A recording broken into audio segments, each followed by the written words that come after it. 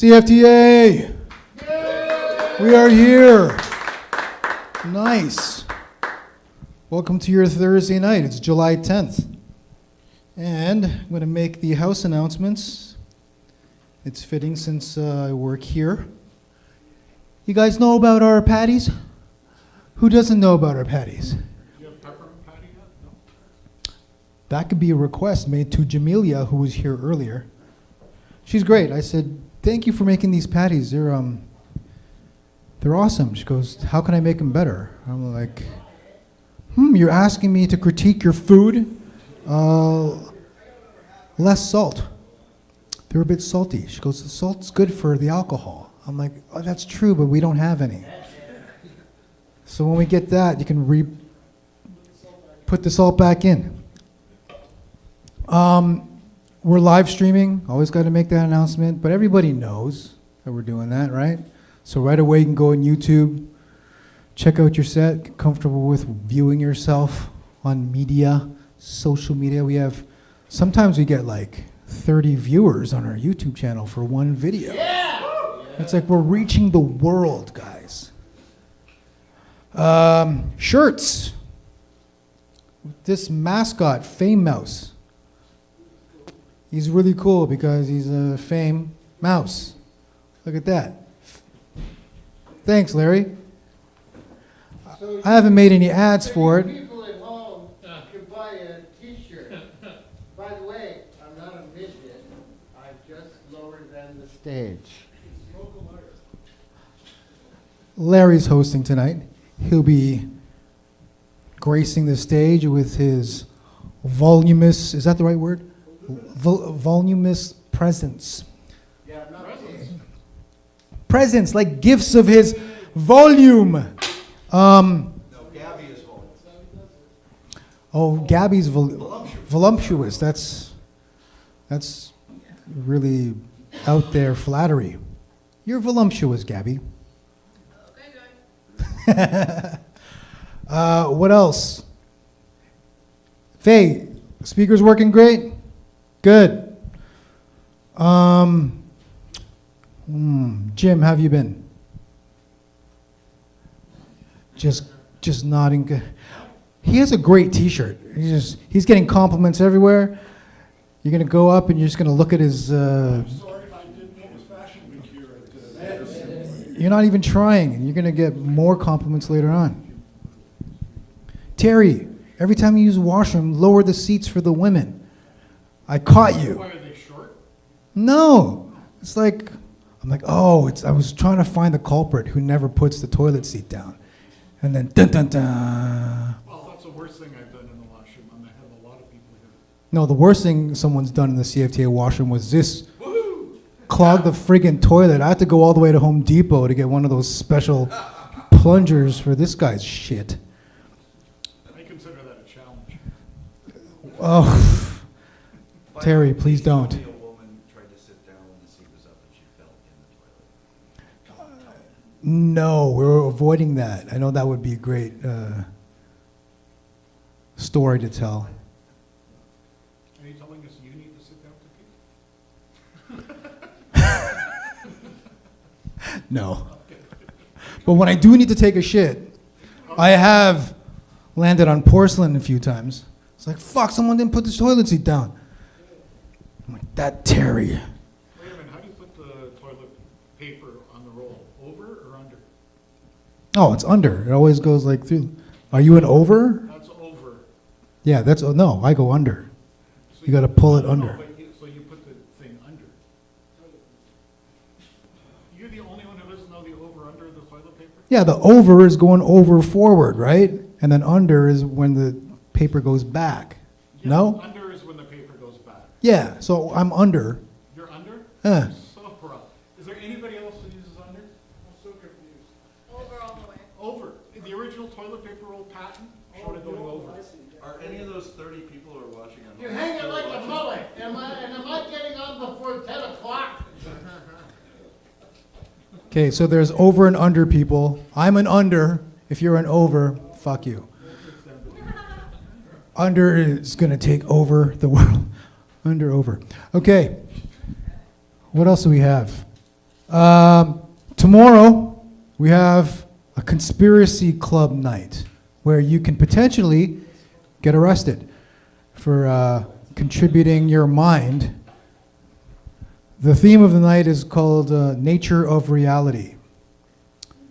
Oh, where I share how not real things are and how real things could possibly be. And then you can share your thoughts. I'll interview people. That's general format, a talk show. Next week, you guys interested in the Fringe Festival? Yeah! The Fringe? Because this man, our host, is performing. It's about... The giant space monster that ate Hamilton in 3D. Ah. A human puppet studio experiment. I'm sure he'll be able to share that with you when he's on stage. It'll be amazing. These guys have performed at comedy nights, sketch nights here at CFTA, and they're planning to bring their puppeteering mastery and to the night. What else? Jake is performing his one-man show. He's going to bring his keyboard on stage. He's going to be on a headset mic. He's going to wear a dress, little tassels on. I don't know what you're doing. We're all waiting in suspense. And yes. Oh, there's going to be a lot of incentives to joining this fake cult.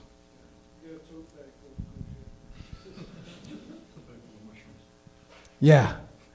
This psychonaut is going to... He's not lying. He's actually being quite serious. I'm afraid. Joey, what are you doing? You gonna litter again on your set? You're like, seagull feathers. And then we have Tom here. Thank you for coming and supporting your buddy Aiden. I see Aiden's busy writing down his jokes. Faye's supporting Jamelia by buying patties. Gabby's here. She's just eager to get on. Okay, let's introduce the Hamilton's iconic, voluminous. He speaks very loud and clear. Okay, let's match the applause with how loud this man can sound. Larry Smith!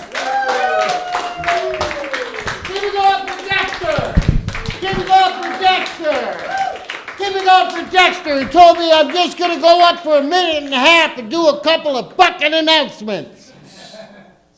It's here for Dexter, who was up here long enough I could have smoked 2 more joints.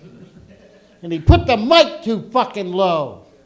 I'm short, but I'm not that short. Anyhow, good evening. My name's Larry, and I'll be your host this evening. It's great to be here. I'm glad to see, we have some cool acts tonight. I got a ride here tonight with the fantastic Jimmy England, who's going to be on the show. Big round of applause for Jimmy. I love when Jimmy's on the show, because then I'm not the oldest fucker up here all night. Also, yeah, good. Thank you for laughing, sir, because I'll tell you something. Aiden was here last week. Anybody who was here last week will tell you it was fucking weird. We didn't have Faye here laughing at the most ridiculous shit. We had a bunch of fucking Toronto snobby people who went, well, my set's done. I can go now. You know what I mean? Not like Hamilton people who support each other. You know what I mean? You know how you know you're at a Hamilton comedy show? Because one of the acts thinks they're dressed up because they put their cigarette pack in the sleeve of their T-shirt instead of walking around with it. That's fucking, they're going, what? It's class. I got to go on stage. You know what I mean? That's East End couture. You know what I mean? I don't know if couture means fashion. It might mean cooking, but I don't fucking know, you know? Yeah, and it's great to be here. I will tell you, that's right. Dexter was saying when he came up here to do his epic one-man play in 3 acts, He knows I'm kidding. You guys can all relax. I'm not going to fuck with him too much. He can cut off my mic and, like, put up stuff on the internet about me that's not true and whatnot. So anyhow, oh, look at that, Joey Blow. He's not even fucking prepared. He's writing his act right now in the front row. I'm going to be introducing him in a minute, and he's sitting there looking like a fucking grade 10 kid who was up all night playing fucking Nintendo Switch and didn't study for the fucking test. Jesus Christ. I can't believe I got that reference right. I hope that reference is right. I hope Nintendo Switch isn't outdated. Because when I started doing comedy, everybody went, Larry, nobody gets your references. You're fucking 19 and these people don't know what you're talking about. Now I'm 59 and everybody's going, Larry, the whole audience is 19. They don't get your references. They don't know what the fuck you're talking about. Like, nobody gets this joke. I did this joke last week. I did it a week before. The fact was, when we were kids who grew up in the 70s like me, we didn't ever lose the remote. We couldn't lose the remote. We were the fucking remote. Yeah, this guy gets it because he's got gray in his beard. Remember that? Fuck yeah, man. You were the remote. My dad would yell at me at fucking 11:30 at night in 1978. Larry, get out here! Flick it around. Go back. Okay, go forward 2 more. Okay, stop there. All right, now go to bed. Your mom says you don't sleep at night. You know, nobody gets those jokes. I got to explain my fucking references. You know what I mean? Because I'm not hip like you guys. No, I'm not. Like, I phone people because I think that's more fucking polite and quicker. Jesus Christ, if I'm texting you, I'm spending an hour doing this. Fuck, backspace. Fuck, god damn it. Fuck! When I could have just phoned you and gone, I'll be 5 minutes late. Plus, Alexander Graham Bell invented the telephone because we were sick of writing fucking letters to each other. Why am I going to write you a letter on my fucking phone?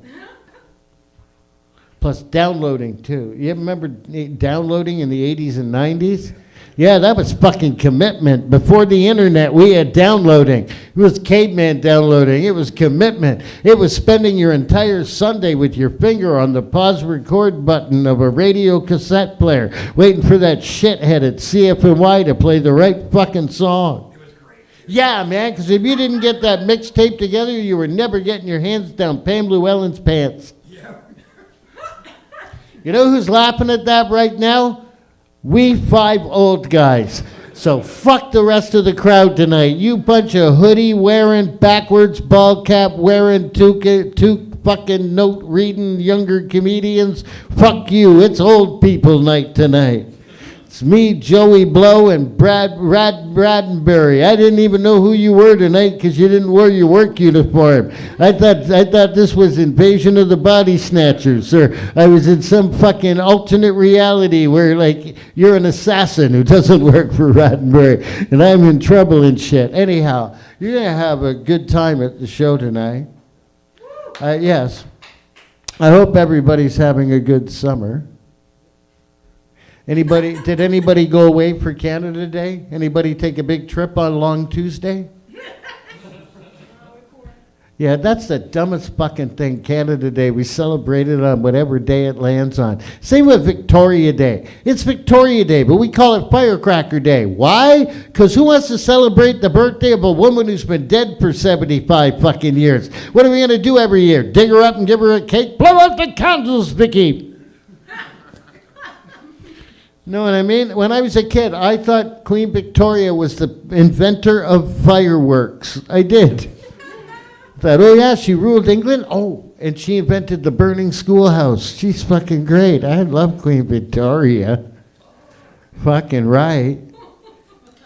Yeah, I was pissed off. My brother took his kids camping, and I guess it rained a bit, and they were all pissed off because they had to stay in the trailer and watch DVDs and play fucking video games and watch videos on their phone and shit. And I was like, fuck you, you little bastards. In 1978, that would have meant us sharing one Archie's Digest with 3 pages missing. That would have been all the entertainment, and Monopoly with no money. That's what we would have been fucking stuck with, you little bastards. And then they complain, and they're young, right? So what cracks me up is, do you remember when you were young? We used to have a trailer in Dunnville. The drive from Hamilton to Dunnville was like my parents were driving us to fucking Alaska. Right? You're 8 years old. A half-hour drive is just like, oh my God, we're never getting there. Oh. You know, and we used to be in the back seat, and unlike you fucking Gen Xers and Gen Zers, by the way, you never got beaten. You have us to thank for it. Okay? Gen X and baby boomers took all the beatings and hollering that's for you people. That's right, because I know Gen Z and millennials, you spill a glass of milk, you got a hug and asked how you felt about that terrible thing that had happened in your day. You know what I got? I got a slipper thrown at me and told exactly how much a bag of milk fucking costs.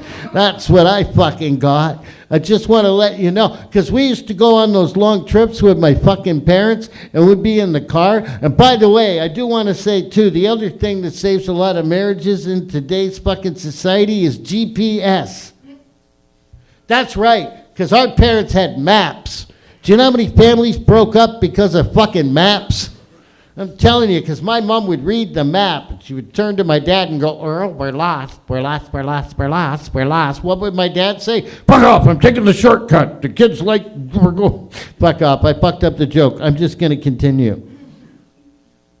But my mom and dad would get mad, and then my mom and dad would get in an argument, and my mom would finally say what my dad wanted to hear, but that wasn't good enough for her. Right? My dad would finally go, all right, Joyce, I'm a moron. I'm stupid. I'm stupid, stupid, stupid, stupid, stupid. My mom goes, all I said was. So my parents are in, yeah, you better go get ready. I'm already killing enough time. I wanted to make sure you could get that novel fucking written before you got up here. How unprofessional can you get, bud? You come here week after week, and all he does is irritate me. Have you people noticed that? Even the week he wasn't here, it was all me talking about fucking Joey Baum. But back to my heartfelt fucking childhood story. So we didn't have fucking video games and shit in the car. We had a game called Punch Bug. And if you don't know how to play Punch Bug, it's real easy. You're in the car. If a Volkswagen Bug drives by, you're allowed to turn to the closest child near you, punch them as hard as you can in the arm, and go, Punch Bug! One day I was playing with my brother, and I went, Punch Bug! Oh, sorry, Dave, didn't know it was a Lincoln Continental. So my dad did the first thing dads do. He goes, if you kids, because we're beating on each other, and my sister keeps screaming because we're on her part of the seat. And my dad goes, first he goes, if you kids don't knock it off, I'm going to pull this car over to the side of the road and beat the shit out of all three of you. I'm not scared. I'm like, oh yeah, Dad, I'm shaking. Oh. Me and my brother keep wailing on each other. Then my dad tries to hit us from the front seat while driving. Remember that? Knock it off back there, you little fuckers. I got you now.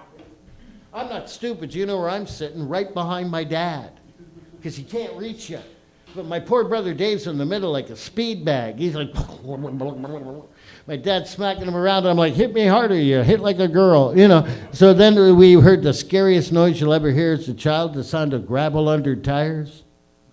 We heard like, and I'm like, oh, fuck, we're dead. We're fucking dead. Oh, I said, fuck, now he's going to beat me harder than everybody else. I said, fudge, Dad. I said, fudge. I said, fudge. I said, fudge. My dad goes, fine, get out of the car. I'm going to beat the fudge out of all three of you. But my dad was fair. He lined us up on the side of the road by height and age, so no kid got an extra hit, right? It's only fair. You get one little cuff in the head.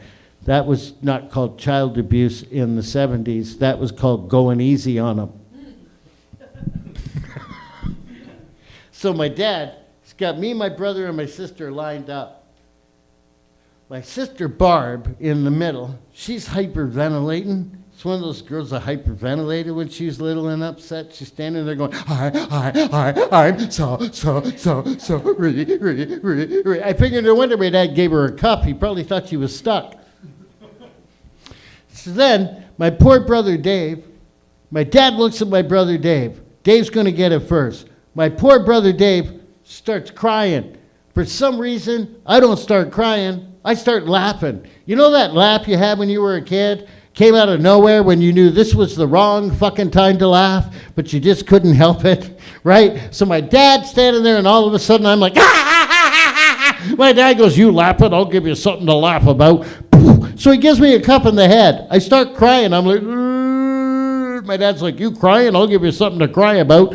I'm like, where's your fucking logic, Earl? You know, he's like, I'll give you something to cry about. I cut my finger when I was 8. I wasn't going to tell my dad. I thought it was going to be like, Daddy, I'm bleeding. You bleeding? I'll give you something to bleed about. Give me that axe.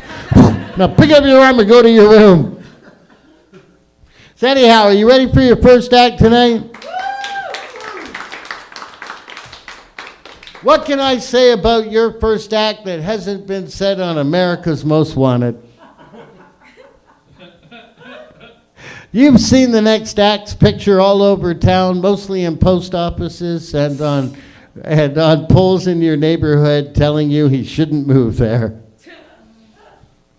Why am I being mean to him? Because the fucker's a masochist. He really is. He comes back week after week. We never know how he's going to be dressed. We never know what the fuck he's going to do. And we all love him for it. Well, some of us, one or two of you really love him for it.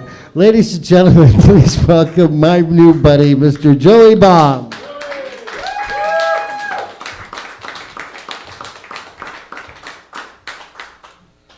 Thank you very much, Larry. It was a lovely opening. The day after they invented the wireless remote, my father disinherited me. That's right. He said, you're fucking useless now. Wow, look at this crowd. Look at you guys. Wow, look at you. Like, beautiful. Look at you. You're gorgeous. Couple uggos. Ugh. You know who you are. I have a number of grievances that I would like to address. First of all, I've been hearing a lot of bad-mouthing of Hamas. What's the big... I like Hamas. I support Hamas. I love me some Hamas. Oh, hummus. Sorry. I have a bone to pick with the gays. Gay Pride Month is over. Stop being gay.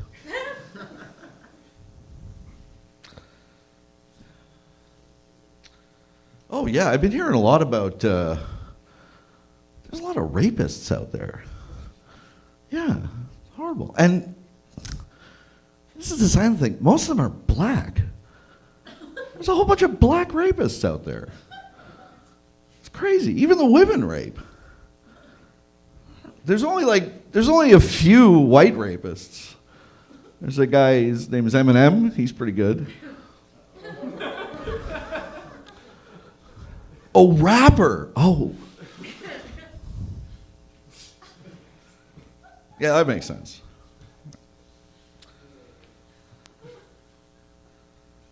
I do have a bone to pick with the black rappers. If you don't want white people saying the N-word, stop making it the coolest part of the fucking song. DMX is catchier than the catchy song. Love that guy. I have a bone to pick with people from India, Pakistan, China, pretty much everywhere in Asia. Would you people learn fucking sarcasm? How can I get justice when you fuck up my Wendy's order and I say, ooh, thank you very much, and you, oh, you're welcome. Ooh. Fucking assholes.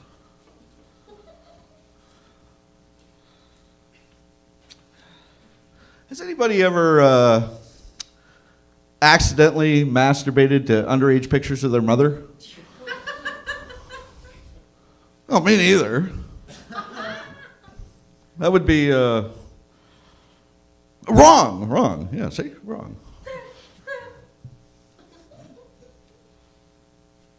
I have a bone to pick with trans women who want oral from me.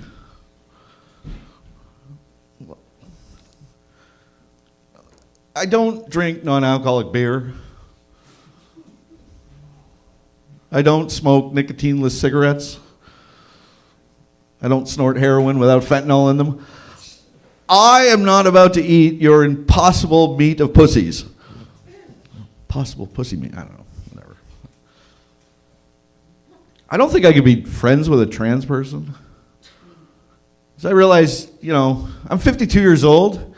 Every single one of my friends, man or woman, I've known whether or not they have a cock. Like starting in kindergarten. But now I'm supposed to have this person and I don't know if they have a... I don't know. Finally, I think I do have one more beef. It's with Jews. I don't know what's worse, the fact that you love to blow up children, or the fact that you like to blow children. But just stop it. Anyways, thank you, CFTA. Good night. Right on, a man who lives up to his name, Joey Baum. Joey Baum. No, that was very funny stuff, and it was nice to see you up here in real people clothes. That was pretty cool. Come on, dude. One day he was up here in a fucking tutu and a muscle shirt, and oh yeah, the guy has problems.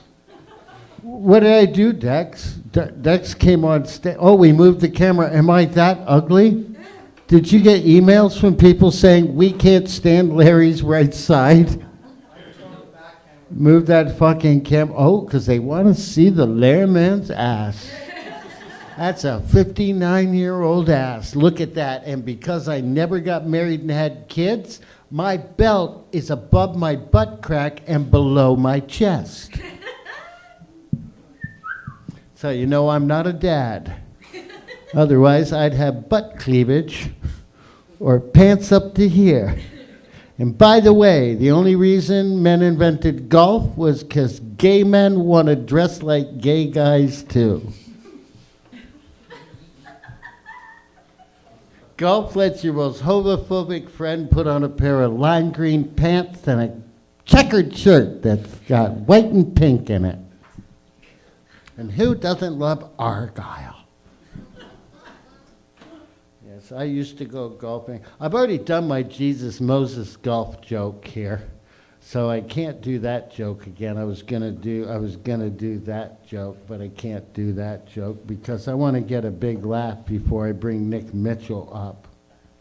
That's kind of a clue to you, Nick, that you should fucking be standing by. That's me being professional.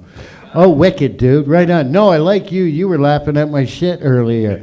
By the way, you comics who don't laugh at Larry's shit, you don't know how much that affects your intro and shit.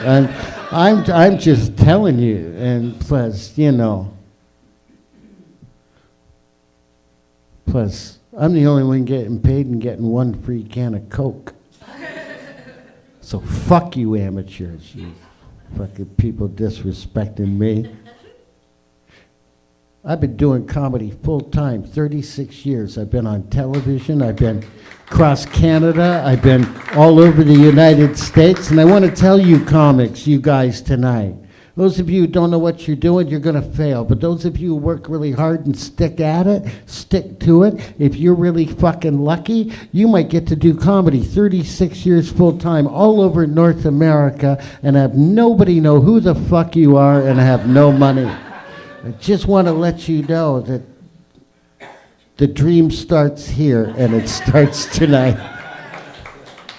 So speaking of that, ladies and gentlemen, this next guy looks like such a fucking good-looking guy, but I'm telling you, he wants to do comedy 3 years from now. He will fucking look like this. I'm just telling you. You're really going to enjoy him. I can tell. Please welcome, ladies and gentlemen, Nick Mitchell. Big round of applause for Larry, everybody.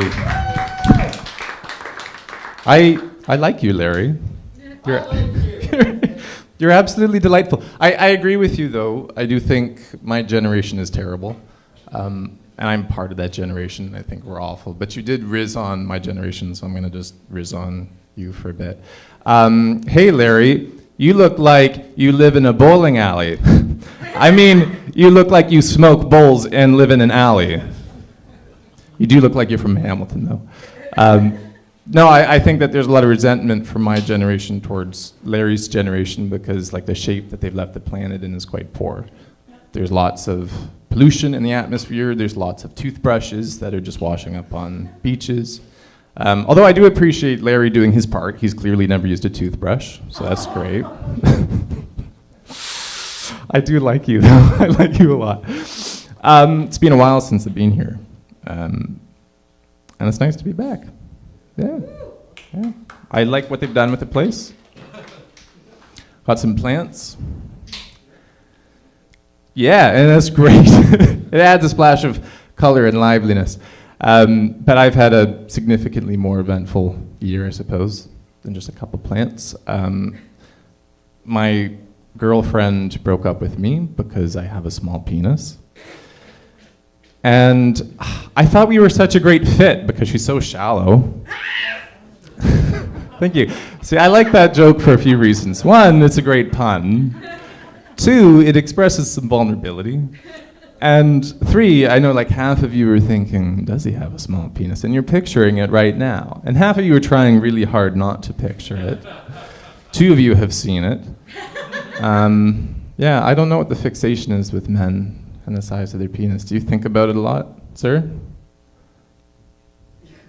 That's yes. That's he was thinking about right now. He didn't hear my question. He was like, oh.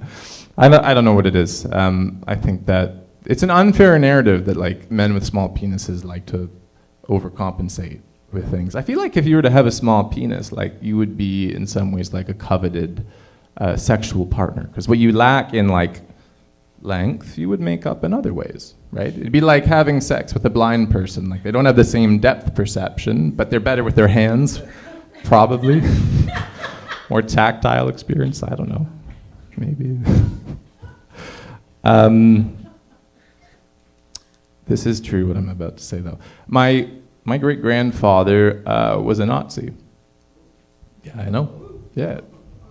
And I found out the same way that like everybody finds out, but like terrible like family history. It was just dropped like casually in conversation by my grandmother. You ever have one of those conversations with an old person and they're just like struggling to remember a date and you're like trying to stay awake and like, no, it was 1982, it was a Saturday.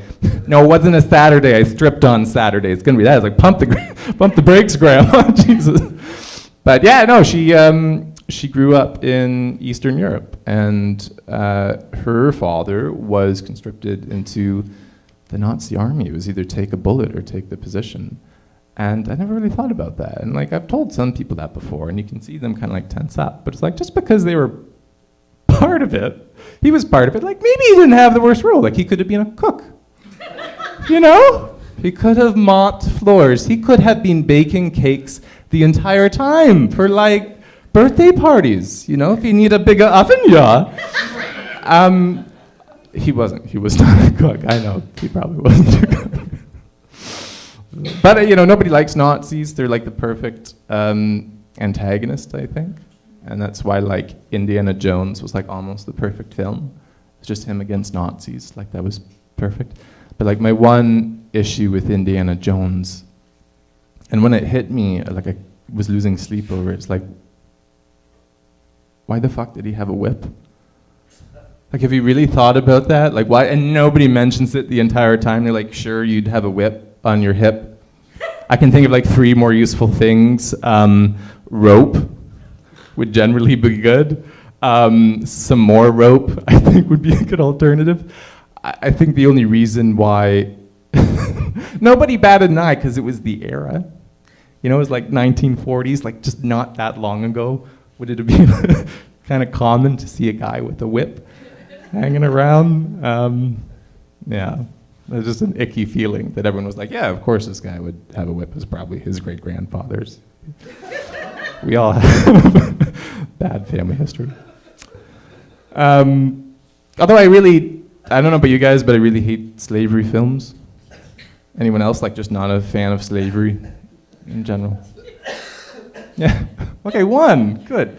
Because I just don't buy it. There's always, like, the same scene in every single slavery film. And once I tell it, like, you'll be able to pin it out. It's a hot mid-July day in the South. And there's just, like, a field of chiseled black gods. They're been working 12 hours straight, and they've just had a thimble of water. And then there's the white guy, and he's always on his porch in the shade, fanning himself with a hat, and he's half dead. He's just trying to stay awake. And then, one of the workers drops something, and then the white guy comes out to try to give him a lesson about, like, how, he's the superior race, and he's just, like, trying to stay standing up. I don't know, that bothers me. Just the hypocrisy. I'm going to finish with one more joke. I recently accepted the fact that I'm bisexual. I only pay for sex. Okay. Thank you very much. Here's Larry.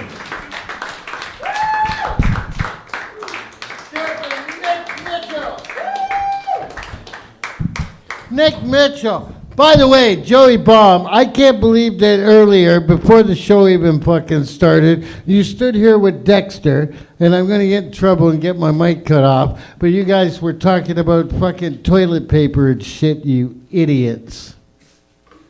That pisses me off. You know what really pisses me off? Women with the toilet seat.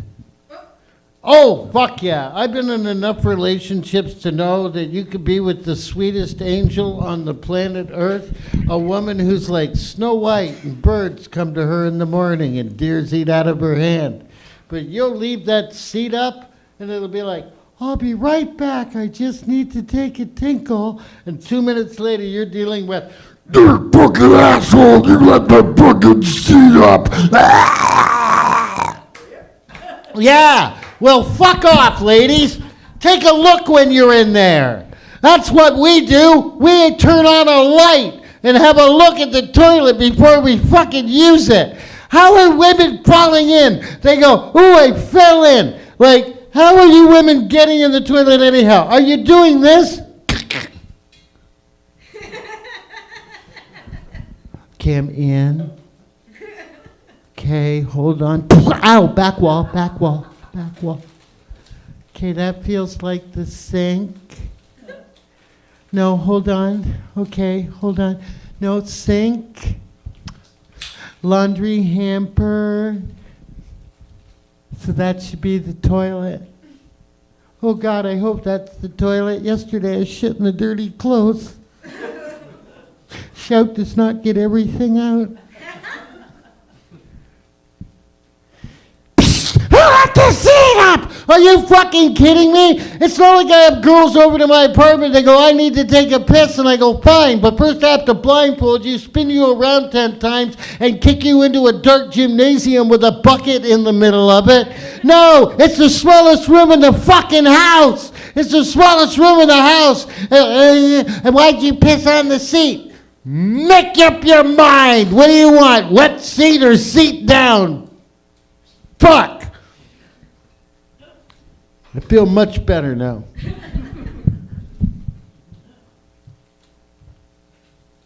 Ladies and gentlemen, our next... I told you, I just wanted to get that off my chest because you guys, I was at the back and you were talking about toilet paper and toilet seats. It was driving me fucking nuts. Women are always going together too. What's that? Can they not go without fucking encouragement? Girls in there going, go, Marcia, go. Go, Marcia, go. Go, Marcia, go, Marcia. Flow, flow, flow. You never see guys go together. You never see a guy go, hey, come on, everybody. Larry just took a shit. Frank, Wally, let's go have a look. Men don't go together. Men won't even piss if there's a urinal. But we'll wait for a urinal to clear up. We won't even piss. I don't even know why they put the middle urinals in there. Nobody uses a urinal between two other guys unless it's a football game, but then we'll piss in a sink, so that doesn't count. But, you know, guys don't want to piss like that. Guys have no idea what the inside of a washroom looks like. We know what the fucking ceiling looks like. Unless we're fucking hammered around last call, then we all know what the fucking wall looks like, right? You guys ever been this guy?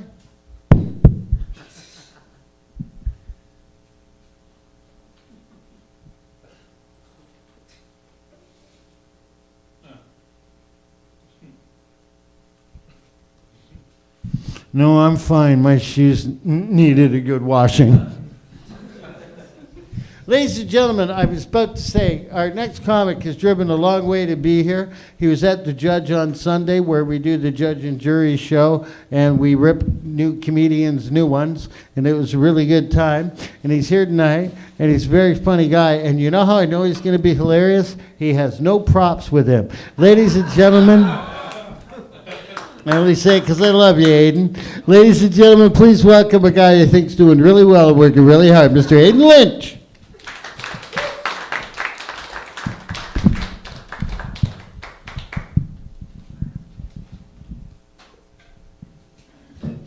Thank you, Larry. I like to get a good sense of the neighborhood I'm in by checking out the dog walkers. So, you know, when you're in Hamilton, you typically see a guy, he's walking like a pit bull or a pug or something, and, you know, he's smoking a cigarette, and the dog's smoking a cigarette too. And, yeah, if you go to Burlington or like Oakville, you see someone walking their dog, but they're not just walking, they're rollerblading. But the dog's got rollerblades too. And then if you go to Brampton, there's no dogs. I have a bit of a cocaine problem.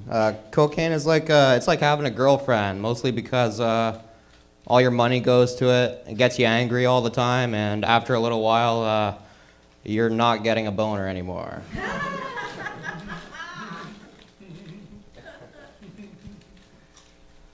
I haven't gotten to the suicidal phase of being a comedian yet. I'm still at the depression stage. Someone recently told me that if I work hard enough, I will definitely get there. Thanks, Mom. I think the porn ads are getting a little out of hand. I remember back in the day, it was just a simple ad for a link taking you to another porn site. And now, when the porn ad starts, it's going on, it's degrading you. It says, "Jerking off again? Why don't you look for a hot single in your area?" It's like, well, if I would, I wouldn't be jerking off again. I'd be getting friend zoned again. I'm getting real sick of ladies sending me dick pics. You only get that joke if you've been catfished by a tranny. I actually recently left my wife and kids so I could pursue comedy.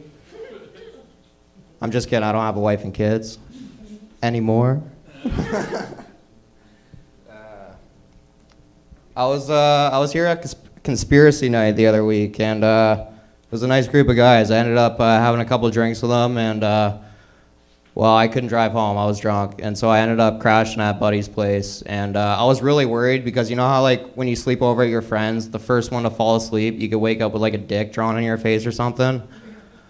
Yeah, I was worried about that, but I woke up, checked the mirror, and I was good to go. I'm really happy about that. I'm really glad they didn't do that. Yeah. Shit. People often ask me, "Aiden, why do you shave your legs and paint your toenails?" And I usually ask them back, "What are you doing on my Foot Finder page?" Yeah. All right, I think that's my time, actually.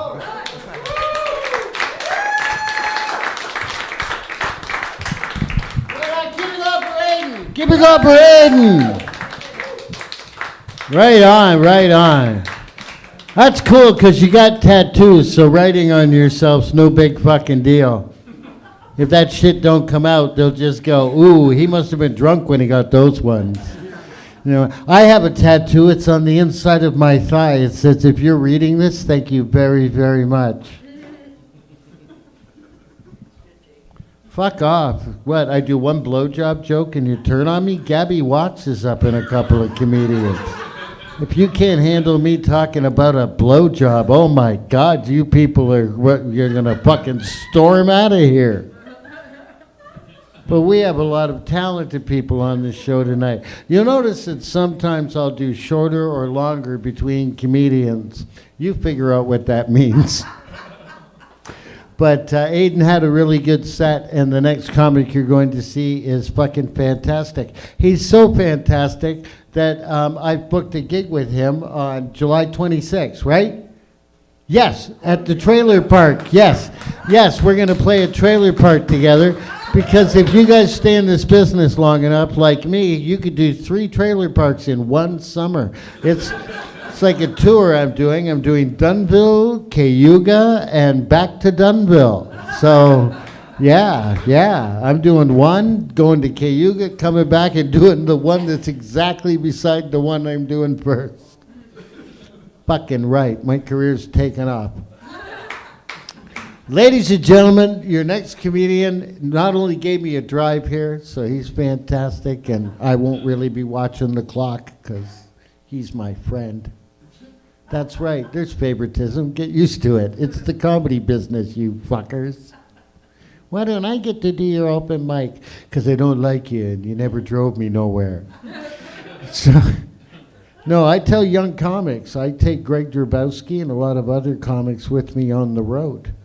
And you need some very important qualities to be a comic that I will take with me on a paid gig on the road out of town. And that is, you have to be very talented, you have to have a valid driver's license and a reliable vehicle, and I will book you. Ladies and gentlemen, not only is my ride, he's a super, super funny comic. You should watch his 5 minutes funnier videos. You newer comics, you could learn a lot. So here he is right now to teach you how to do it, Mr. Jimmy England.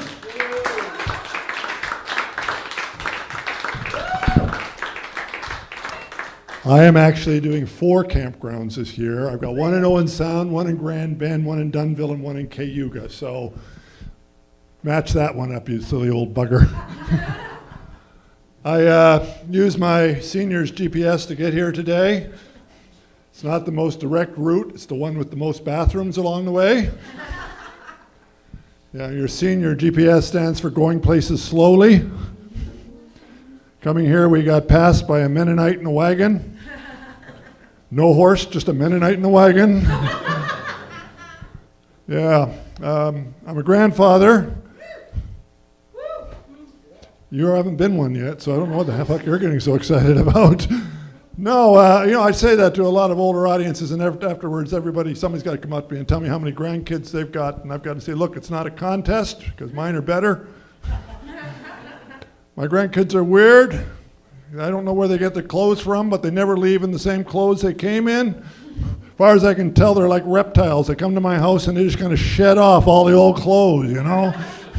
We should be getting into a smaller place, but instead I have to get something larger for all the kids' clothes, you know? I got more kids' clothes than Old Navy. It's going to be a long night. You may want to start laughing right off the bat so we can keep this going, okay?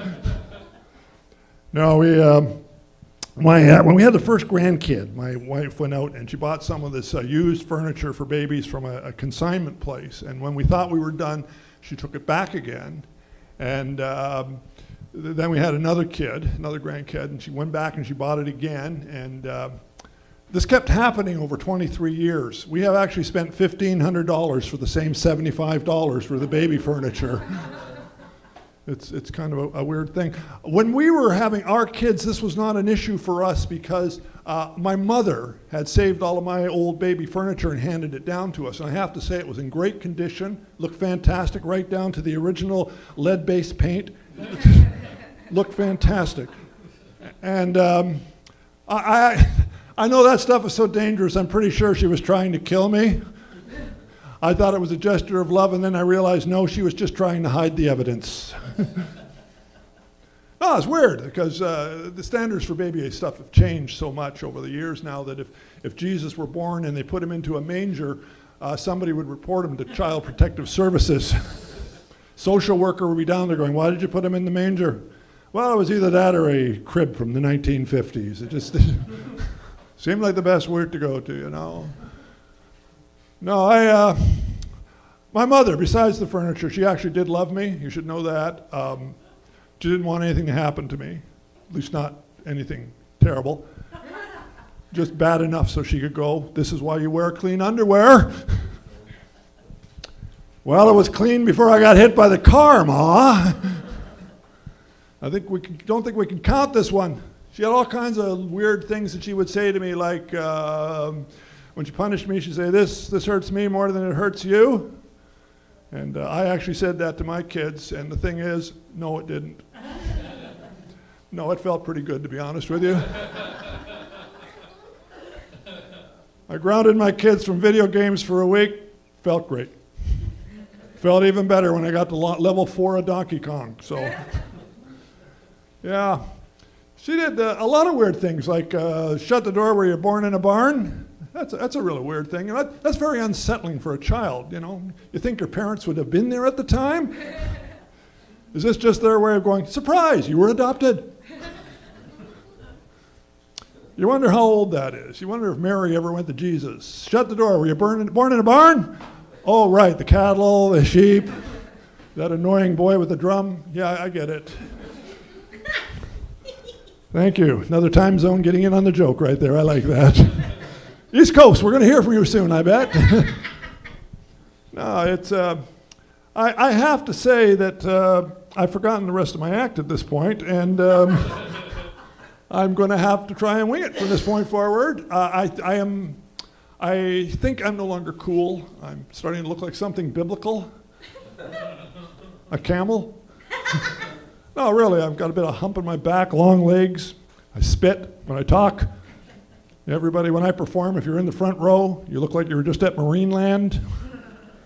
I am the Shamu of comedians. It's the reason why I have to drink a lot of water, because if I don't, I'm going to dry out. So on top of everything else, I'm apparently turning into a Sharpie. That's why I have a cap on. All right, you got to give me that. You know, there's going to be a few old man jokes from here on out, you know. No, I drink premium bottled water because they take water and they make it taste more like water. You think if you're going to mess with the taste of water, you'd make it taste like rum and Coke? No, it tastes like water. What I don't understand is why it's so expensive. It's got exactly one ingredient, water. Diet Pepsi has 12, including water. To me, that is like paying more for an apple than you do for an apple pie. Yeah, I'm a little hungry now. There's going to be a lot of food-oriented jokes from here on out, so just prepare yourself for that. No, I honestly believe the premium bottled water will help me to live longer. I think if my grandparents had drank bottled water, premium bottled water, they would be alive today.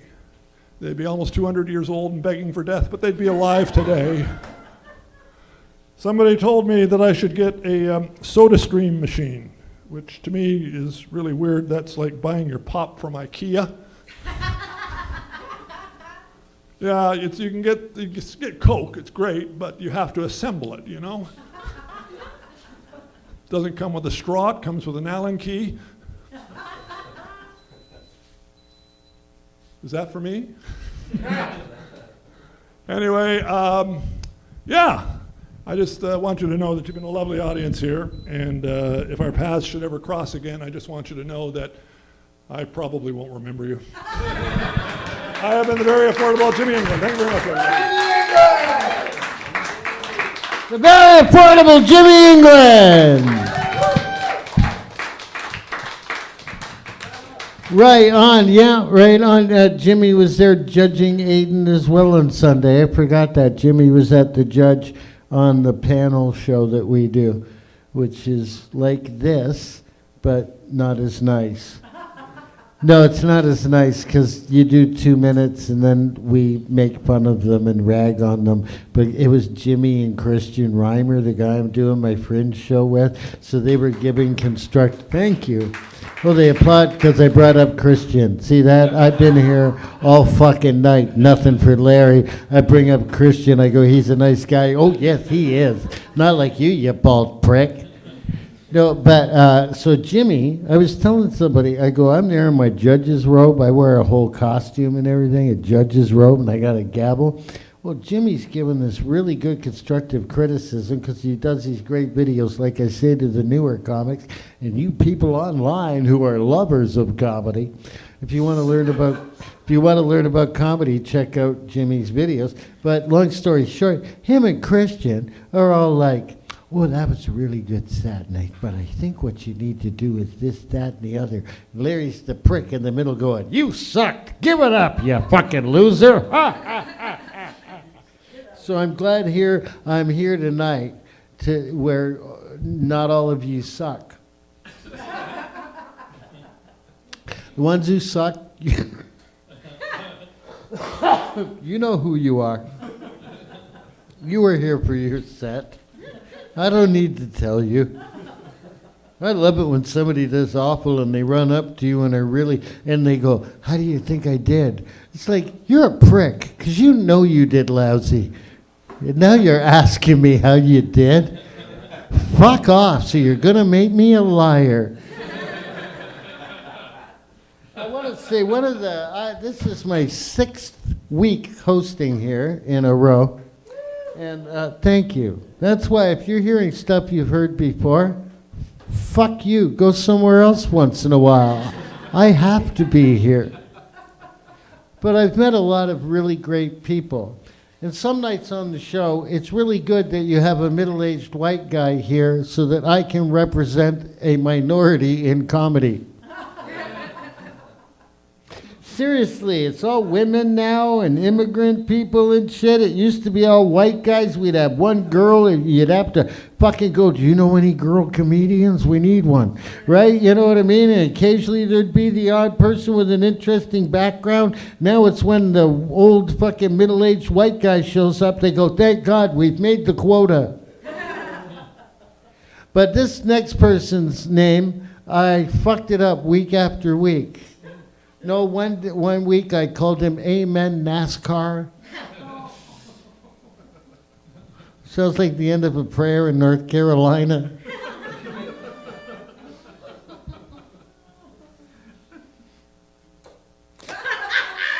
I thought it was a racist phrase from a movie in the 40s.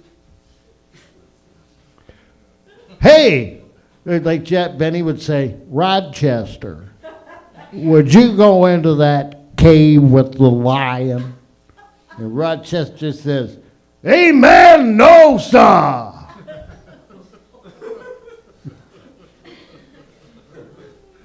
Ladies and gentlemen, here's your next comic, Mr.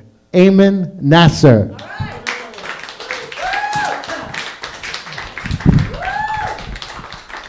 What's up, everyone? I have a grievance against the judge. Last Sunday, I embarked upon a quest where I crossed the street to go to the judge. And what do my wondering eyes find but the Hamilton production of Lord of the Rings? You have Larry, who's dressed in a judge's robe. He has a wig on.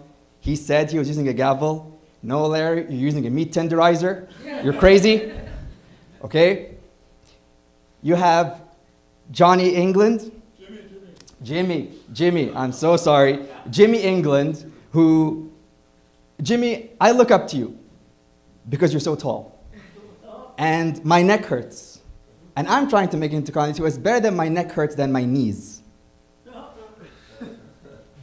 And then, of course, for simplicity's sake, they had Christian Reimer, the other white man. And these three people would sit there and judge you on your comedic prowess. And I got to give it up to Larry, because Larry's going to be in 2 shows for the Fringe. Big round of applause for Larry. What he didn't tell you is that in 2027, he will also be in a big production, The Hunt for Gollum, where he'll be playing a wizard because he's high all the time. Anyways, I'm here to tell you about the wonders of single life. As I am a single man, as you can tell by the outfit, I try to look good when I go out, hoping I might attract someone. Wrong place to dress up. I get it. But it's really difficult being a single man online and reading the stuff that they have on their profiles here. I ran into one woman who called herself mid-sized. And I'm thinking to myself, why does it sound like an ad from Clutch?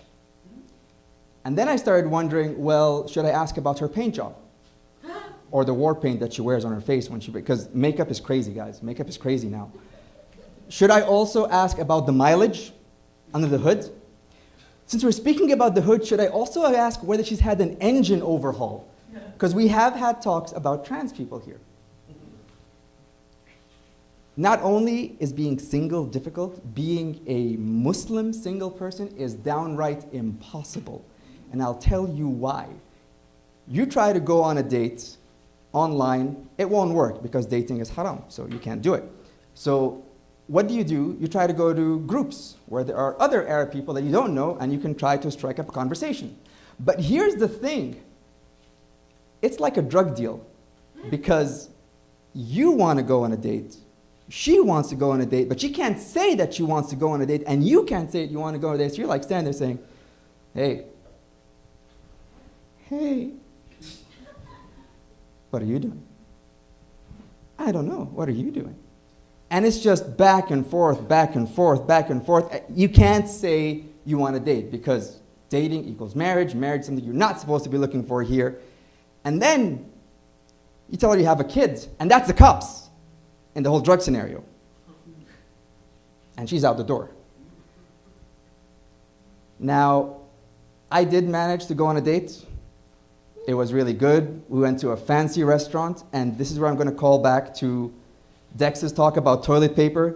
It was such a fancy restaurant, they asked for 18% tip right off the bat, and that got my stomach churning. So when I went to the bathroom, I can't use toilet paper like the animals who only use toilet paper. I'm used to water. So what I do is I grab the toilet paper and I make balls of water with it, and I use that to wipe my rear end.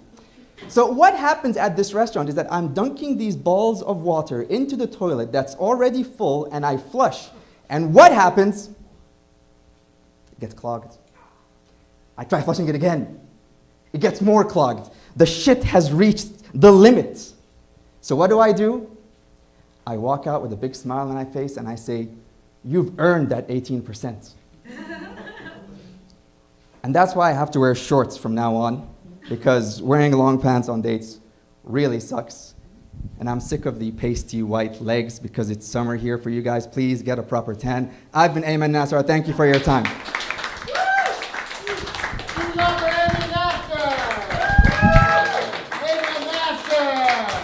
Ayman Nasser, the Egyptian Johnny Cash. That's right on. Ayman Nasser. And none of you will get this, Google this, but holy fuck, that guy looks like the Egyptian Sammy Davis Jr. I do, and he dresses like him. No, Google it, dude, and you'll go, holy shit. Give Ayman a glass eye, and motherfucker, he's in Ocean's 11. You give him that glass eye, and suddenly he's going, who can make a sunrise? That's right, I do impressions. I used to do Michael Jackson. It's my Michael Jackson impression. You know, I got very, very angry with Emmanuel Lewis, who played Webster on Webster,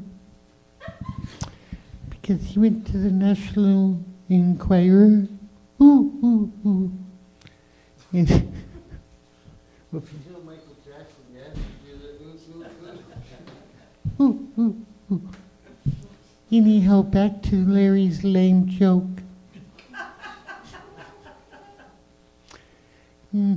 Manuel Webster went to the tabloids and he told them that I was blowing Bubbles in my hot tub. Well, fuck you. Bubbles is my monkey and I'll do whatever I want with him. Ladies and gentlemen, the next lady is going to be much funnier than my Michael Jackson impression. You're going to enjoy her greatly, and if you couldn't handle the fact I almost told a blowjob joke earlier, are you fucked right now? I would run for the exit. She's very funny, but this lady is not for nuns and the PTA. Ladies and gentlemen, please welcome the daughter of the man who played second base in the Who's on First routine.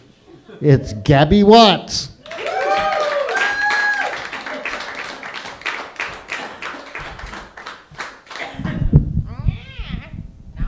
Hi guys, let's keep it going for Larry.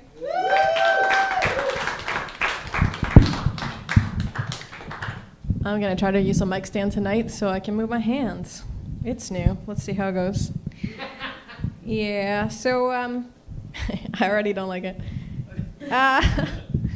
As you guys can tell, I am a hipster. I have bangs and glasses, and I had a giant ass way before it was cool. The other day I took my glasses off to see if I looked prettier, but as we all know in the movies, the girl with the glasses is magically gorgeous underneath, so if I keep them on, we can all keep that dream alive. The other day I was on Twitter and I got a dick pic sent to me, and the caption said, "Let that sink in." It's very terrible. I love wearing makeup. And every once in a while I don't wear makeup and I feel that I look really like splotchy and pale, dark circles. I look really sick like a zombie. No eyebrows, no lip color, no cheek color. Then it hit me that men look like that every day. So it wouldn't hurt you to put on a bit of blush every once in a while. Do you guys remember when weed was like just barely legal? And you had, barely legal. And you had to go to a doctor and be like, I have back pain or something. Well, I thought that ADD meds were the same thing. I thought that we would all go to the doctor and be like, yeah, I have an illness where I can't do the dishes. Can you help me? And then you would get your uppers and party. But no, everybody thinks they have ADD now, so that's the world we live in. But I do have a friend who has this illness where she doesn't like doing butt stuff. But her boyfriend found a cure for her. It's called amyl nitrate. That really helps to cure her illness. Yeah. So there used to be one strip club in Hamilton. It was called Hand Hands. I don't know if you guys remember it. Yeah. Yeah, it was terrible. It was like a dive bar, really sleazy. It was like where dreams and boners went to die. Yeah. So bad for everyone. But I realized that the ultimate Hamilton experience is remembering how shitty Hanner Hands used to be and then realizing that we don't even have that. You know? It's kind of like having shitty parents, you know? Like, they're terrible and one day you lose them, and that's even worse. I do feel like women need to stop looking up seductively at men when they're giving them a blowjob.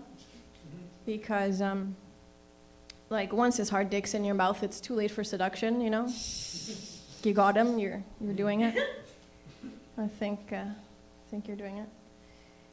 I don't know if you guys know this, but face fucking is not called fellatio. It's called eromatio, right? And I know that sounds like Hamlet's other angry best friend, but it's not. It's a real thing. It's also known as Egyptian rape, which is awkward for Egypt, I have to admit. But it did make me think that maybe the pharaohs knew about this reputation, and so they got together and said, we could build these pointy edifices and just kind of thrust them up into the sky, and people won't think we're so sexually aggressive. I guess it worked. I mean, Egypt, come for the pyramids, stay for the face rape. It's working okay. I'd take my chances there. I think that you have to be pretty horny to want to suck a dick, but most of my friends are not that horny, but they're out there sucking millions of dicks. So I asked them why. And they said, well, it's to avoid fucking the guy. And I thought, well, geez, I guess women will do anything to avoid fucking a guy. But it also got me thinking about rape whistles, you know? How do they ever really work? Do you just like blow it and he's like, you're really killing the vibe? So, you know, it's like, oh, it's so loud. But then I got to thinking, like, what if there was something you could blow that would keep you from getting fucked? So yes, what I'm trying to say is blowjobs are the real rape whistles. Do you guys ever get that ad at the beginning of porn that's like, are you tired of masturbating? Like, lady, I'm just trying to get started. Like, give me a chance. But then I thought, I guess they could put the ad at the end of the porn, because I might be tired by the end of the porn. But nobody watches the end of the porn. There could be anything back there, right? Like state secrets or CIA dossiers. I feel like people who don't watch porn think they're better than us. And because I guess they say like, oh, we're using our imagination. But unless you're picturing like big titty mermaids fucking fairies or something, you're probably just picturing your friends and coworkers in different scenarios. And I feel like that can get you into trouble. Like a few weeks ago, my husband said, can you pick up the kids from school? And I said, no, I cannot see the secretary and the principal in the same room at the same time. That's not gonna work for me. Okay, that's my time. Thank you, guys.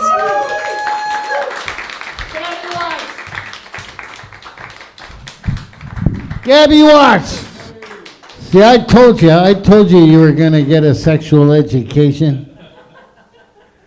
That's right. She talks about a lot about. It amazes me how much you talk about bodily fluids and stuff. Because I've had ex-girlfriends. You even get a little bit on them. It's like kryptonite. It's like, get it off. I can't move. It's burning. Ah.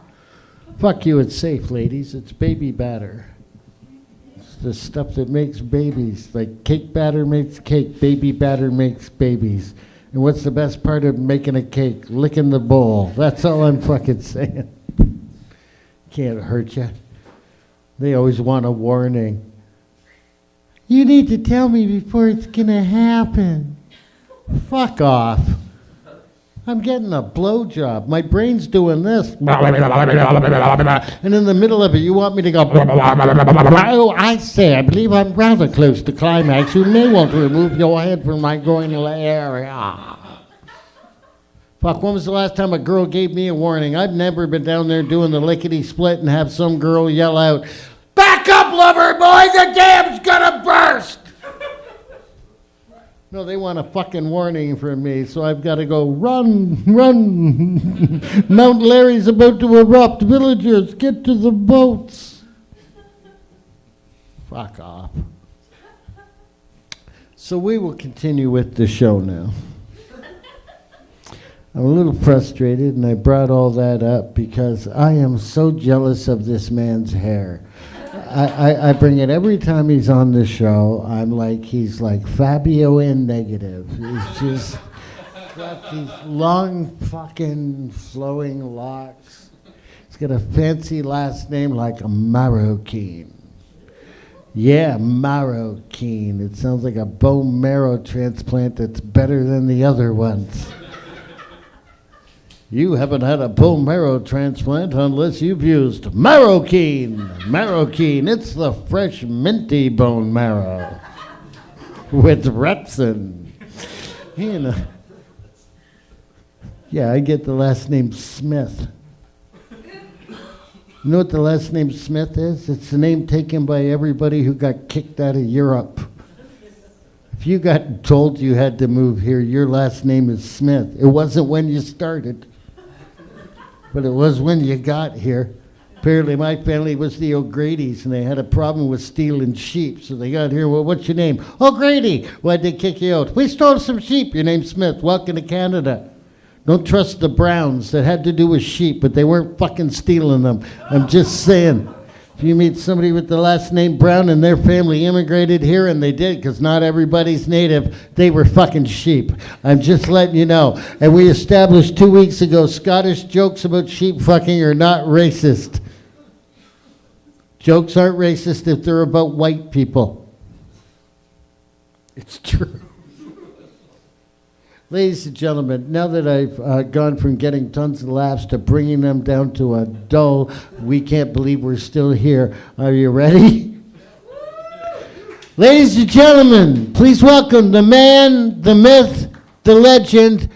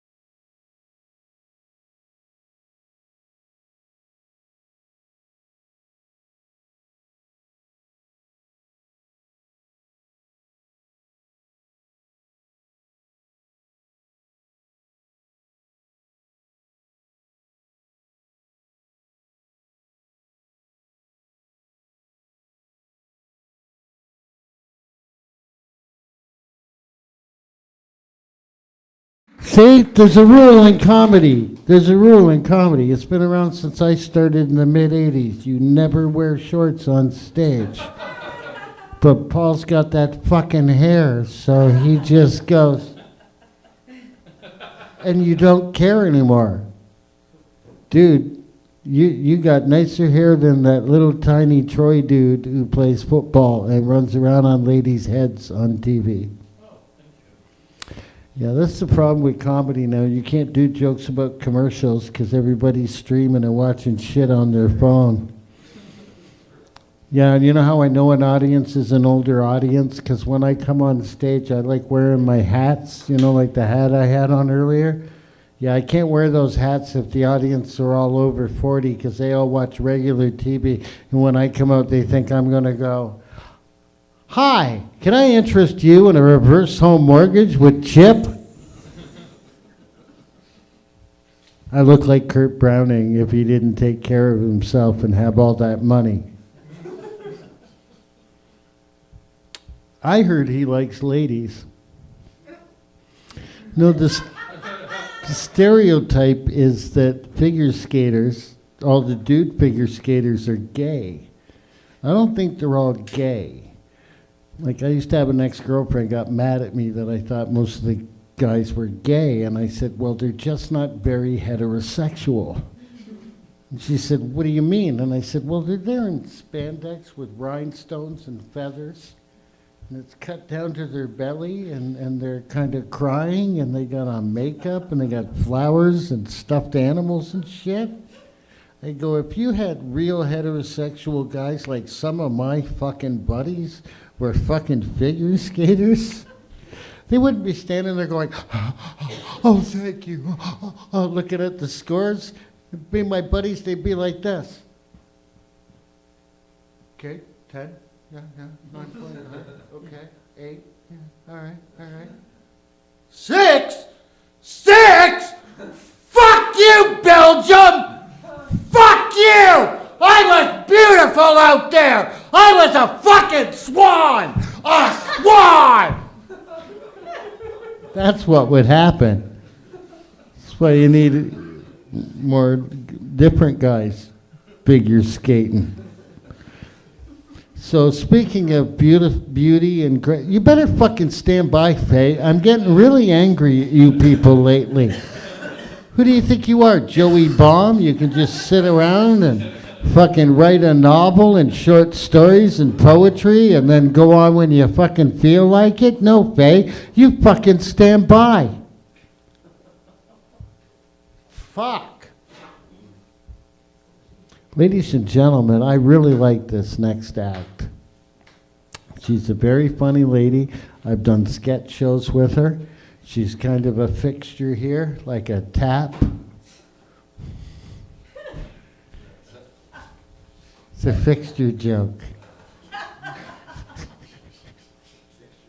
least I said a tap, you know. I could have picked another fixture if I knew any.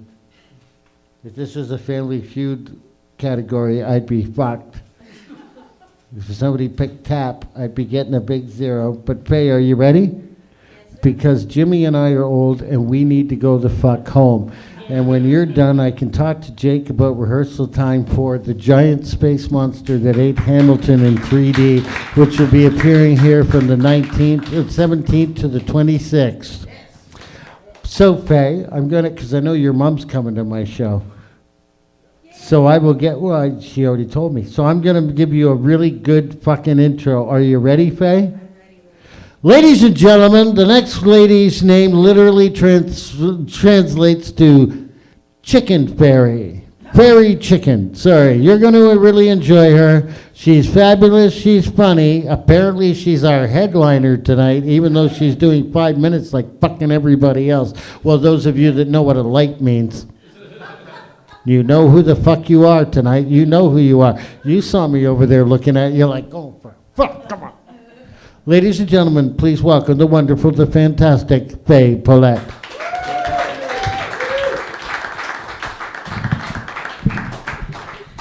Oh, good evening. That sounded cooler in my head. Oh, whatever. Oh my goodness. What a great night tonight, guys. Let's get a round of applause for everyone who's been up.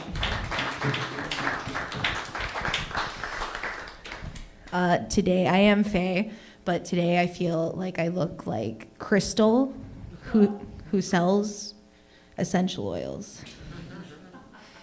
And I have a really good eucalyptus fennel blend for you. You just rub it on a crystal and then shove it up your... Anyway. Oh my goodness. I also feel like... Oh. What's up? I have ADHD.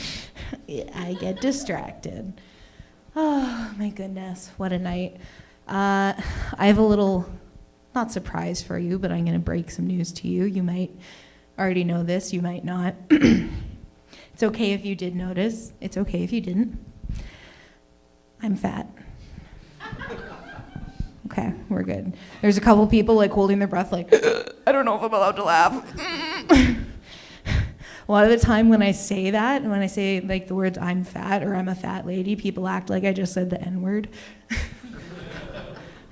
And it's like, I mean, if it was like a version of the N-word, you would think I would have a pass, because like, I'm fat. No, it's not like a bad thing. I'm not being down on myself. I did have someone in college who anytime I referred to myself as fat, she'd be like, yeah, if you mean pretty hot and thick. P-H-A-T. It's fat. Anyway, being fat, it's cool. It's cool. There's actually some perks. There's some pluses to being a fat lady and not just the clothing. A couple of people got that. One thing about plus-size clothing is that they love cold shoulders. But you guys didn't get that. Never mind. Ignore that. There are some perks to being a plus-size lady, a fat lady. For example, I'm a little bit of an introvert. I can socialize. I can do a really good like impression of a social butterfly, but at heart, I just want to be home. And say I'm out at a party, and I'm like, okay, social battery's getting low. I'd like to go home, but I don't want to be the first to leave. I don't want to be rude. So I just like start singing. And everyone's like, oh, time to go home. I guess the party's over. Because it's not over till the fat lady sings, right? Oh, and no one's none the wiser. I didn't say that right, but I just thought I would make myself sound photosynthesis. Because I like to use fancy words to make myself sound fancy. Anyway, oh my goodness. People can get kind of uncomfortable with the word fat, so I think we should have like a fun experiment. I'm gonna get you all to say the word fat with me. 1, 2, 3, fat. Nice, okay, cool. Now, you. I would like you to call me fat. Hey, fat.